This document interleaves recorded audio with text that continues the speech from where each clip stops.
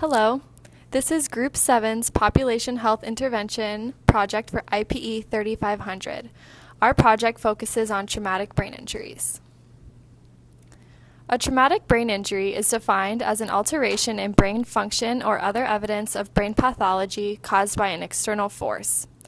TBIs affect 1.7 million people each year in the United States. TBIs are usually caused by falls, motor vehicle accidents, collisions, and assaults. We chose this topic because more than 300,000 sports-related concussions occur annually in the United States. We have all played sports at one point in our lives, so we felt like this was applicable to our lives. The population we chose was 15 to 19-year-olds, both male and female. The setting for our population is a public high school. In this setting, we will best be able to reach our population and provide them with information.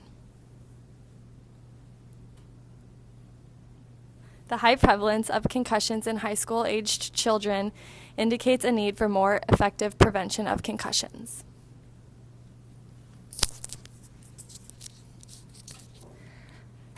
The theoretical model we chose was the health belief model. For perceived susceptibility, high school students tend to believe they are invincible to injuries such as these. In order to make our education about concussions more effective, we need them to acknowledge how common concussions and the related injuries are. For perceived severity, at minimum, an athlete would need to take several weeks off of physical sports. At maximum, the injured athlete could have serious complications or even die. Concussions range from physical and mental impairments to death. For perceived benefits of wearing head protection, wearing helmets while participating in physical sports drastically decreases both the occurrence and severity of concussions. For perceived barriers, because we would be functioning in a high school setting, several barriers could be their purest possible perception of them, feelings of invincibility, and a lack of concern. For cues to action, a sports team holding seasonal meetings promoting awareness and educating the athletes, or high schools could also include sections focusing on brain injuries and concussions in their health education classes. For self-efficacy, empowering high school students and athletes to make the decision on their own to wear helmet protection.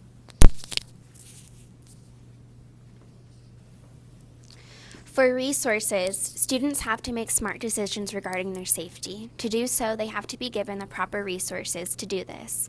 Some of these include informative posters to be posted in bathrooms and on bulletin boards, teaching materials to hand out for the teachers in health classes, as well as take-home materials for students that list quick facts about concussion symptoms. For activities, facilitated discussions are key to preventing and identifying concussions in high school student athletes. These discussions can take place in health classes and also with their respective athletic coaches. Getting coaches and their athletes on the same page about concussion prevention and awareness can help make teens feel more confident in making smart choices about their health, thus improving self-efficacy. For outcomes, we hope that students will be able to identify the common symptoms for a concussion. Students will know who to speak to and how to report the incidents. High school health classes will include a section covering concussions and common brain injuries. And coaches and authoritative figures will prohibit the participation in athletic events if an athlete does not have the appropriate safety gear. With our program, we aim to decrease both the prevalence and severity of concussions sustained from high school students. This will be accomplished by properly educating the athletes, promoting the use of safety equipment, and encouraging open lines of communication to report any suspected injuries.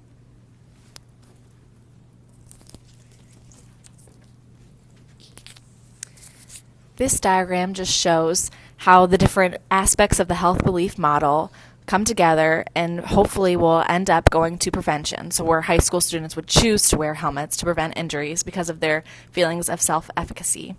So we have perceived susceptibility and perceived severity both fall into and relate to the perceived threat of concussions.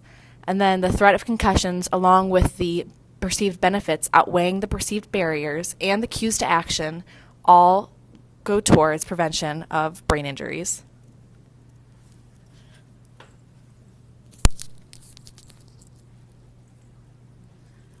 Our mission is to inform young adult athletes about the risks of brain injuries, to promote the proper use of safety equipment to reduce the risk for brain injuries, and to educate athletes, coaches, parents, and trainers about the importance of communicating when injuries occur. The health belief model is used as a theoretical basis for this intervention. For our intervention, the theory of health belief model helps form a plan for the intervention by identifying the perceived susceptibility, perceived severity, perceived barriers, and perceived costs of adhering to the proposed intervention. The health belief model can be applied to our intervention plan by helping to predict the general health behaviors and positive health behaviors of the 15 through 19-year-old students. These behaviors include students reaching out to faculty members about their concussions, as well as wearing the proper protection to protect against concussions.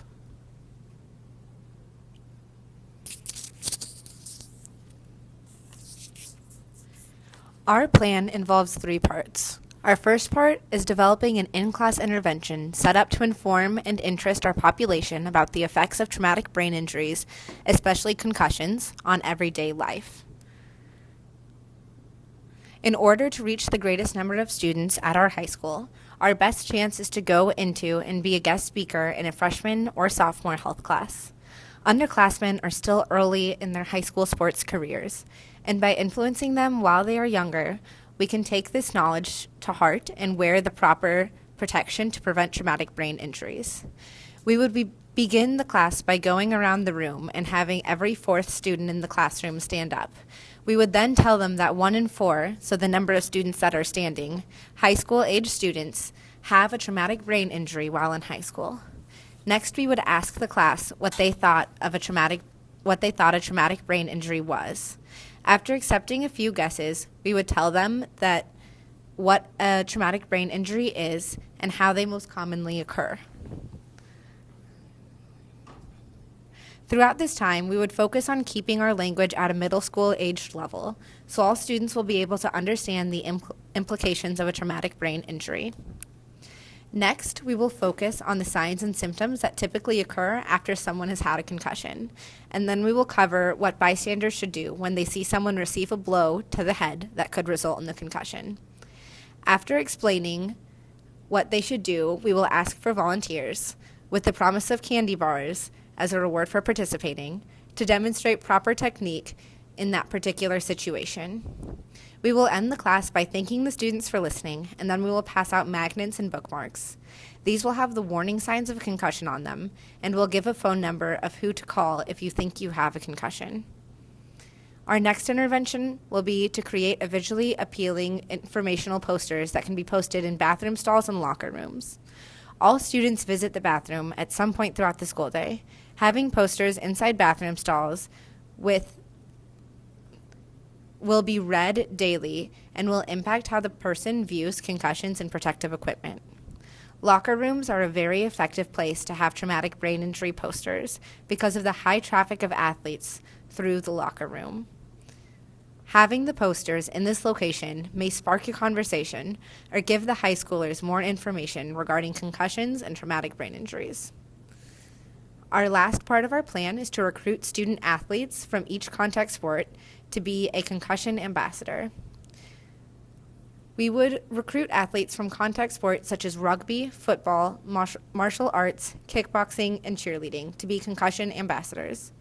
These students would be better educated on the signs and symptoms of a concussion and how to care for a person who is believed to have a concussion. These students would be useful for prevention of concussions. They would also make concussions less of a taboo topic. With the more people know about concussions and know people who recognize that concussions are a real issue in high school aged youths, the greater coverage concussions will get and the better we will be able to treat concussions on a timely basis to best take care of the students. This slide shows our citations for the different sources we use to gather our data.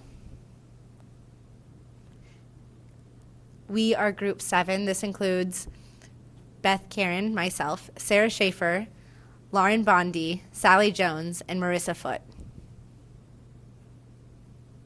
Lastly, we would like to thank you guys for a great semester, and we hope you guys have a great winter break.